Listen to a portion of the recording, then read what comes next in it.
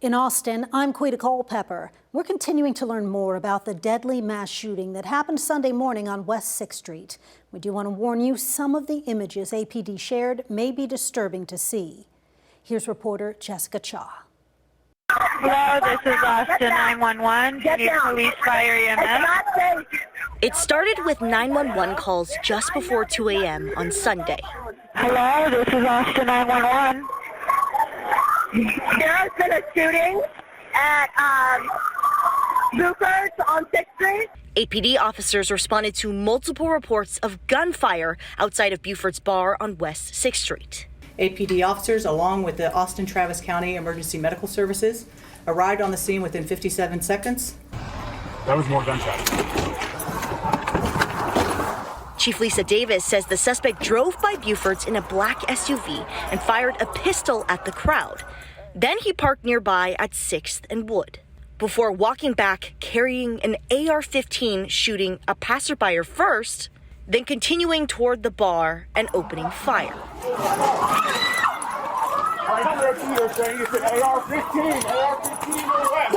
When officers saw him, they fired back. Where is he? Who shot?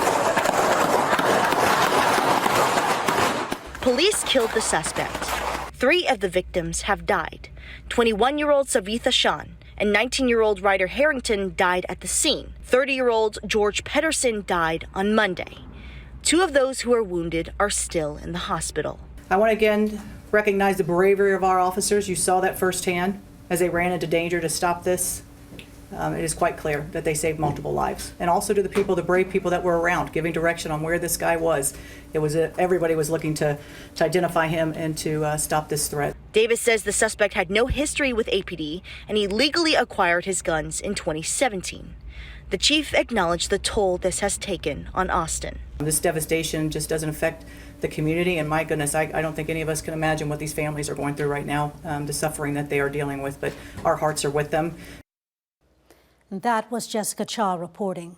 Chief Davis says APD and the FBI are still investigating if the shooting has any possible ties to terrorism. And as we're learning more about how the chaos unfolded at Buford's, one of the shooting survivors is also seeing some of this video for the first time. Oh yeah, that might be me right there. Oof. George Davis was shot after trying to run away from the initial gunfire, only to run into the suspected shooter just moments later. Reporter Daniel Gomez spoke with Davis, who says he's grateful to be alive. George Davis wants to figure out one thing. Is there any way we can get the word out to try and connect myself with these people? The people he's referring to are the ones he says helped him survive this. And this is a pedestrian that was walking by. Was that you? That might be me.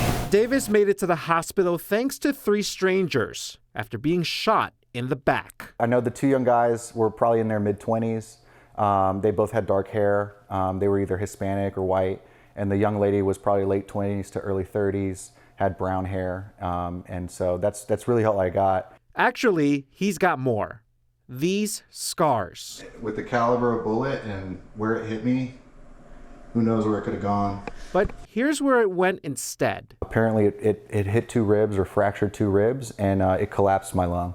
Now that I see the wound and the entry point and learning that it's probably a rifle that was the weapon that hit me, I'm very, very lucky that it didn't hit my heart. What did hit his heart was gratitude. Gratitude for the strangers in question that came as Davis tried flagging cars down and not bleed out. Understandably, they see somebody in my position, they may not want to stop. Then came another survivor running away from Buford's. I asked him, hey man, I've been shot. Do you have a car? Do you have a vehicle? He made a phone call to a friend who I believe was parked nearby. Davis made it out of the hospital on Tuesday after surgeons removed the bullet. Nothing left in me, nothing to, have to talk to TSA about when I'm going through airports. Just a curiosity of who his guardian angels are. I have to thank them for saving my life. And a reminder that there can be light in the darkest of hours. Daniel Gomez, KVUE News. Students gathered on UT's campus Wednesday night to honor the 3 people killed in the West 6th Street mass shooting. 30-year-old George Pedersen, 19-year-old Ryder Harrington, and 21-year-old Savitha Shan were shot and killed outside Buford's bar early Sunday morning. Reporter Jose Alonso has more. An atmosphere of grief engulfed these University of Texas at Austin students. It makes me feel sad. May not have known them personally, but we shared the connection of going to the same school, loving the same school, and I just hope that their family has peace. As they mourn 3 young lives that were taken last Sunday in a deadly shooting at a downtown Austin bar. One of those lives lost was UT student Savitha Shad, whose family says she just lined up a new job before her death. It's nice to see everyone out here supporting her and her family and the other victims. Even if you didn't know her, it's just the sense of community. The UT Tower rang in remembrance of the victims no longer with us and those still fighting to recover. We're all connected in some way, shape, or form, and I feel this just all kind of puts us together instead of making us feel isolated during this time.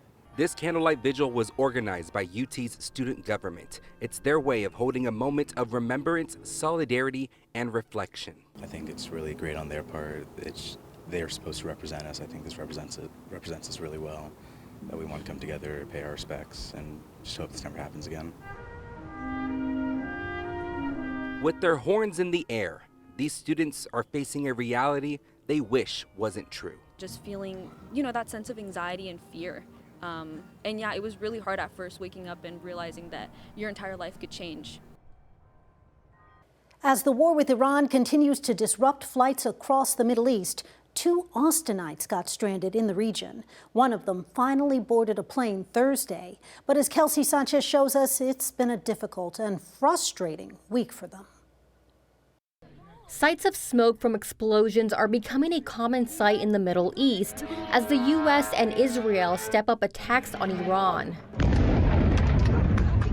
The conflict is leaving Americans who are there stuck even as the State Department urges them to get out. I'm willing to do anything to get out of here, anything, and to hug my son. According to the Emirates Airlines, flights to and from Dubai are suspended until the morning of March 8th. Texas lawmakers say they've been working with families to get them on charter flights. Americans have been placed in a very dangerous and stressful situation. I hope the promises that we've heard today of these charter flights will be fulfilled. Blaga Trinkarov said her and her husband's flight was set to take off Saturday morning from Dubai, but it got canceled.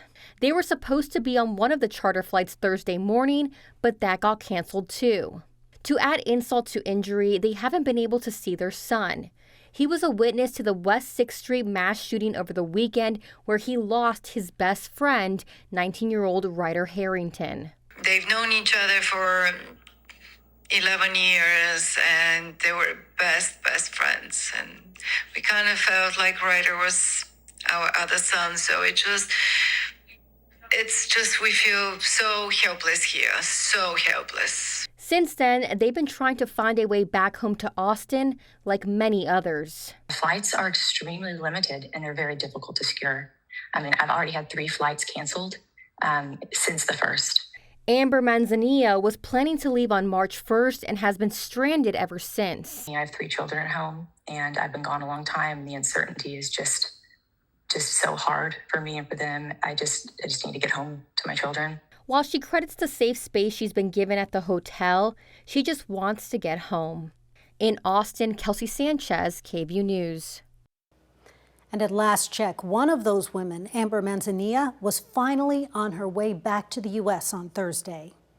Those are the headlines happening in Austin. I'm Quita Culpepper.